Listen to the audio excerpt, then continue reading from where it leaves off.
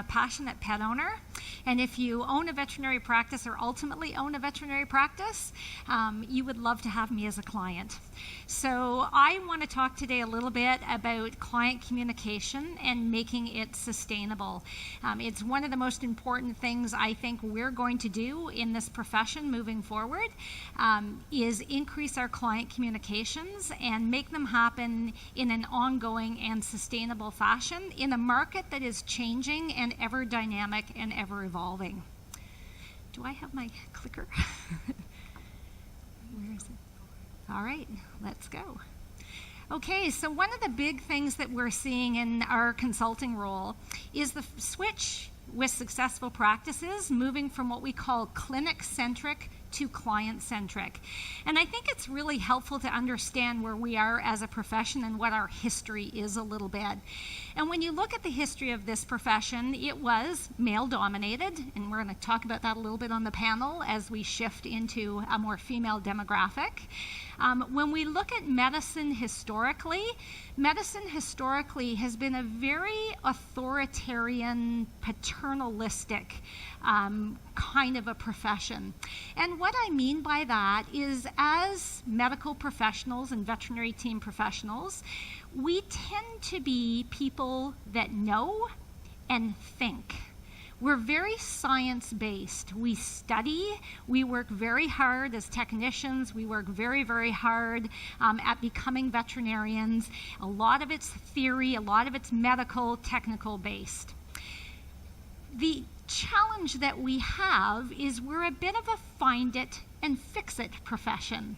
We want to find what's wrong, we want to apply our medical, our technical skills, our science base, and we want to fix things for people.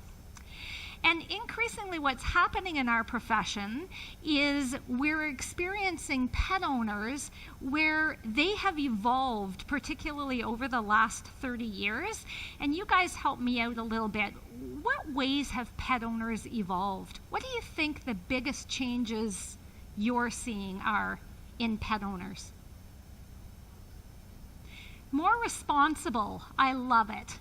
Right?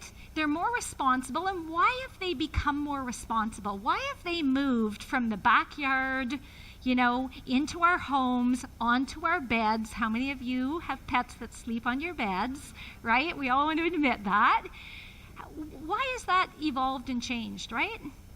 So the human-animal bond over the last 30 years has escalated dramatically. People are appreciating the benefits of their pets. They're becoming more responsible because I think the people in this room, many of you, have done an absolutely wonderful job in educating pet owners on what we can do for our pets, how to improve their quality of life, their longevity, etc. Right? So lots of changes that we've seen in pet owners. What else are you seeing in pet owners? Anybody seeing pet owners that are spending quite a bit of money on their pets? You have some referral centers here in Montreal, right? People are using referral centers, specialists more. They're generally spending a lot more on their pets' health care. And one of the things we also recognize is pet owners are different from us. We're the science-based profession. Pet owners, our clients, are people that feel and believe things.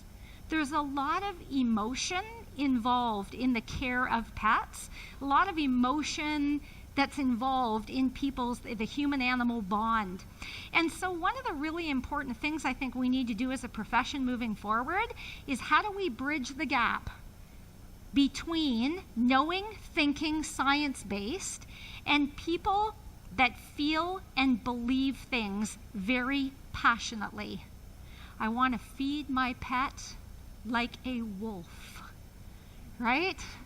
We all hear all of the emotion behind that, and we experience that. Is it right? Is it wrong? We know, and we saw Jane Goodall this morning. Wasn't that awesome? But we all know that we are closer to the chimpanzee than the dog is to the wolf. We know that as science-based people. As clients and pet owners, still a lot more emotion involved. And I love this quote from Jim Rohn: effective communication is 20% what you know and 80% about how you feel about what you know. We're also living in the world of Dr. Google. Put your hands up if you're experiencing pet owners that have been on Dr. Google.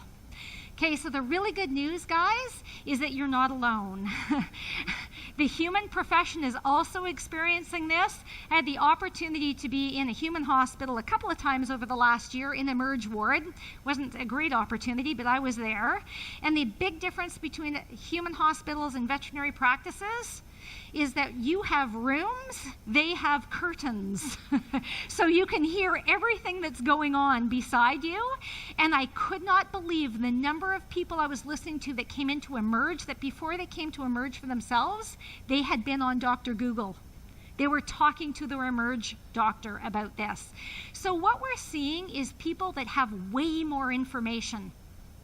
Right? They have way more information, and some of the times that information is absolutely correct, and some of the times that information is absolutely incorrect. It doesn't matter how they feel about it, what they believe in, that's what they come into your offices with. That's what they come into our practices.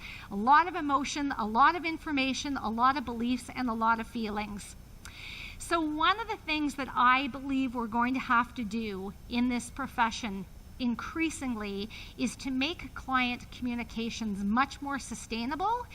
We used to, in vet medicine, one of the biggest changes I'm seeing is we used to spend the majority of our time focused on the interaction within the hospital. And that was at a very different time in veterinary medicine where the demand for veterinary care exceeded supply. Due to the number of practicing veterinarians now and the number of veterinary clinics we have in this country, we're at the point now where the supply for vet medicine actually exceeds demand.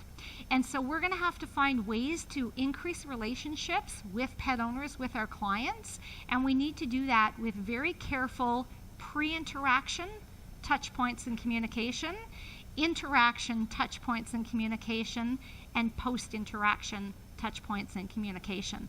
And on that note, thank you.